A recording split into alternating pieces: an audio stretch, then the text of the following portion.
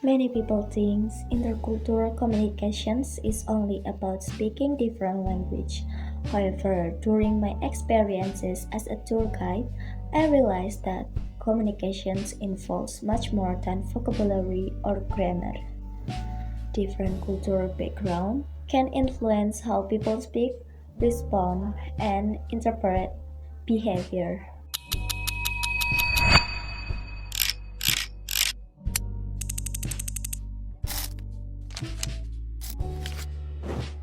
During a tour guide assignment, I interact with a foreign tourist using English. At first, I thought the conversations went normally, but later on, I noticed several differences in communication style. For example, the tourist tended to communicate more directly and briefly, while I was trying to be more polite and indirect. Sometimes, when they gave short response, I assumed they were not interested or uncomfortable. These situations relate to the concept of stereotype. A stereotype is a generalized belief about a group of people. At first, I unconsciously assumed that foreign tourists prefer cold or very direct communications. However, that assumption was not completely accurate because communication style can vary depending on cultures and personality.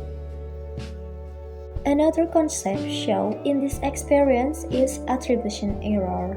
I interpreted the short answer as disinterest or impatience, even though their behavior could simply reflect a different communication style.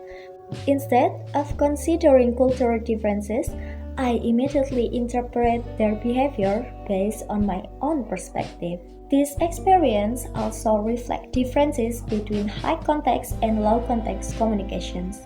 Indonesian communication is often more indirect and focused on politeness.